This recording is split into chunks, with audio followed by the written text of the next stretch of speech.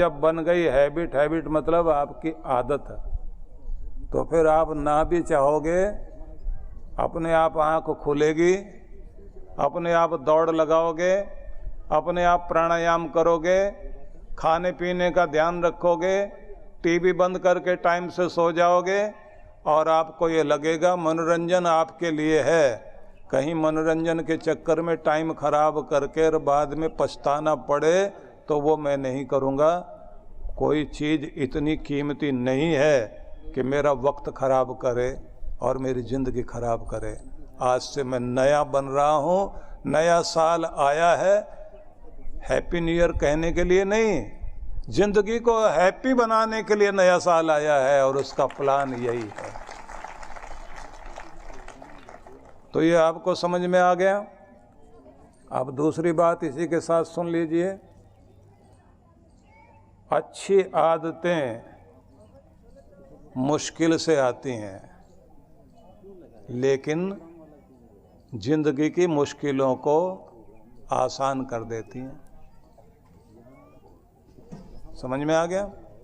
अच्छी आदतें मुश्किल से आती हैं और जिंदगी की मुश्किलें आसान कर देती हैं, और बुरी आदतें आसानी से आती हैं और जिंदगी की मुश्किलें आसानी से बढ़ाती ही चली जाती हैं, बढ़ाती चली जाती हैं, बढ़ाती चली जाती हैं।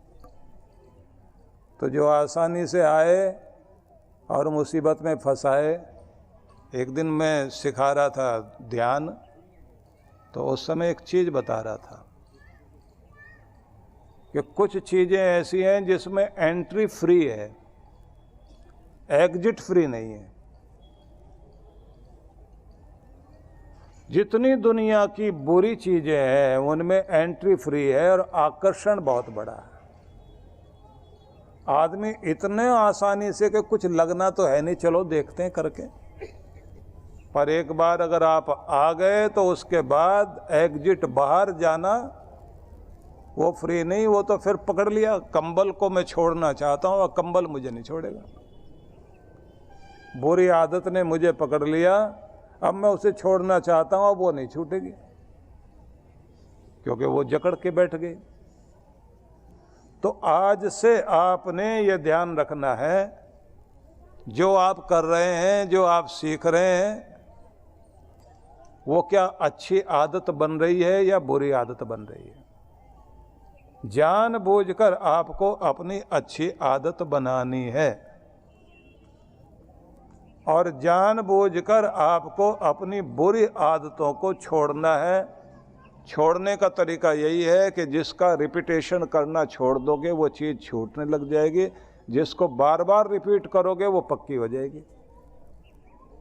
हर आदत पक्की हुई कैसे है? क्योंकि आप उसको दोहराते रहे हैं। बुरी चीज़ को दोहराते दोहराते वो इतनी पक्की हो जाती है कि फिर वो छूटती नहीं। तो इसलिए ये कहा जाता है कि आपका नज़रिया ठीक होना चाहिए। जैसी दृष्टि वैसी सृष्टि, जैसी नज़र है आपकी वैसी आपकी दुनिया हो जाती है। जैसा दृष्टिकोण आपका होता है वैसा आपका संसार हो जाता है। तो जैसी दृष्टि वैसी सृष्टि, जैसा अन्न वैसा मन, जैसा पानी वैसी वाणी, जैसा विचार वैसा आचार। आपको अगर अपने को ठीक करना है तो ये ध्यान रख लीजिए, विचार ठीक करेंगे तो आचरण ठीक होता है। और पानी मतलब जहाँ का वातावरण जैसा होता है वहाँ का पानी पीने के बाद वाणी वैसी हो जाती है। तो आजकल लोग पानी छान के पीते जरूर हैं, लेकिन छान कर बोलते नहीं हैं। वेदों में एक मंत्र है जिसमें कहा गया, सक्तुमिव तितुना यत्र पुनंतो मनसा वाचम अक्रत, कि जैसे खाने का पदार्थ, भोज्य पदार्थ तैयार करने के लिए आप उसे छान कर साफ करके शुद्ध करके और तब आप उसे निगलते हैं, खाने लायक बनाते हैं। कि ऐसे ही आपकी वाणी भी लोगों के कानों से उसके अंदर जाती है। तो जब आप बोलते हो तो उसके कंकर पत्थर निकाल के साफ करके फिर बोलना कि बेचारा उसको निगल ले, तो कितनी बड़ी मुश्किल हो जाएगी। तो इसलिए छान कर बोलना चाहिए। हर व्यक्ति को सोच समझ के बोलना चाहिए कि आपको अपना आचार ठीक करना है, आचरण ठीक करना है, तो विचारों को बदलिए अपने। वही विचार लाइए जो आपकी ज़िंदगी को कीमती बनाएं। वही चीज़ें अपने अंदर सोचें जिनसे आपका भला हो। जिन चीज़ों से आपका भला नहीं हो उन चीज़ों को दिमाग में लाओ ही नहीं। आपके पास कानों में किसके लिए वेलकम होना चाहिए और किसको आप रोकें। तो ऐसी चीज़ें जो आपके कान में पड़े और आपका दिमाग खराब करें, उन चीज़ों को सुनना ही मत, उधर कान लगाइए मत, उधर की तरफ ध्यान मत दीजिए। और एक बात का हमेशा ध्यान रखिए कि संकल्प करके, एक्शन प्लान बना के, डेली रूटीन के साथ जब आप कोई काम करते हैं सफलता ज़रूर मिलती है, लेकिन कई लोगों के डेली रूटीन रुक जाते हैं। कारण क्या होता है? प्रेरणा का अभाव, किसी बात से निराशा आ जाना, कोई बाधा का पड़ जाना। मोमबत्ती को सिर्फ हवा ही नहीं बुझाती, बाहर वाली, केवल बाहरी हवा ही मोमबत्ती को नहीं बुझाती। मोम भी तो खत्म हो जाता है ना, उसके कारण भी तो बुझ जाती है। बाहरी लोगों का प्रभाव हमारे अंदर की प्रेरणा को बुझाएगा ऐसा नहीं है। हमारे अंदर ही निराशा आ जाए, हम ही हिम्मत छोड़ बैठें, हमारा ही जोश खत्म हो जाए, तो भी तो हम लोगों की जो जलती भी अग्नि थी वो बुझ जाती है ना, फिर वो रूटीन नहीं चलता। तो क्या करेंगे? आपको हर समय चाहिए प्रेरक तत्व। इसी को हमारे ग्रंथों में कहा गया है कि आपके जीवन के लिए आपका प्रेरक, आपका मार्गदर्शक, आपके माता पिता, बंधु, सखा, सभी रिश्तों से भी जो ऊपर है वो गुरु का रिश्ता है। वहाँ से आपको हर दिन प्रेरणा मिलती है। उस प्रेरणा के माध्यम से आप अपने भीतर की अग्नि जो बुझ जाती है उसे जलाए रखते हैं, जो जोश आपका खत्म हो जाता है उसको बनाए रखते हैं। उसके कारण फिर आपका रूटीन जारी रहता है और फिर आदत बनती है। और जब आदतें बन जाती हैं तो ये बात ध्यान रखना, आपकी ज़िंदगी को कौन चलाता है? आपका दिमाग और आपका दिल नहीं, आपकी आदतें चलाती हैं। आदतें इतनी कमाल की होती हैं कि आप कितना भी बड़ा संकल्प कर लीजिए, अगर आदत गाली देने की है, रोज आप कहेंगे आज के बाद गाली नहीं दूंगा, 4 गाली मुंह से निकल जाएगी, बाद में समझ में आएगा मैंने तो कसम खा रखी थी, क्योंकि आदत पड़ गई।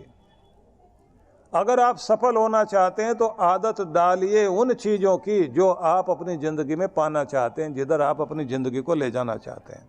और ये बात ध्यान रख लीजिए, वेदों में एक जगह जो कहा गया, तन्वम कल्पयस्व, स्वयं के विस्तार की स्वयं ही कल्पना करो। कोई और तुम्हारा भला करने नहीं आएगा, इंतजार मत कीजिए कोई सहायता करने आएगा, इंतजार मत कीजिए कोई आपके सपने पूरे करने के लिए आएगा, इंतजार मत कीजिए कोई चमत्कार करने के लिए आपके पास आ जाएगा, इंतजार मत कीजिए कि आपकी कल लॉटरी लग जाएगी। आपको अगर अपने सपने पूरे करने हैं तो अपनी शक्ति खुद बनना पड़ेगा, दुनिया आपकी ताकत नहीं बन सकती, ये बात ध्यान रख लीजिए। अगर आप आकाश छूना चाहते हैं तो इतना बड़ा जज्बा अपने अंदर पैदा करना पड़ेगा।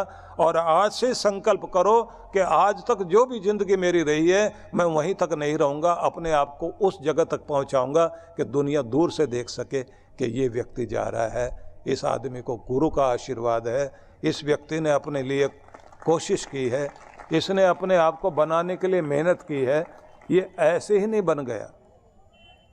न जाने कितनी कितनी मेहनत करनी पड़ती है तब कोई आदमी कहीं किसी ऊंचाई पर पहुंचता है। और अगर किसी महान पुरुष को भी आप देखते हैं ना, किसी ऊंचाई पर पहुंचा है, तो उसकी केवल इसी जन्म की तपस्या नहीं होती, जन्मों जन्मों की तपस्या होती है उसकी।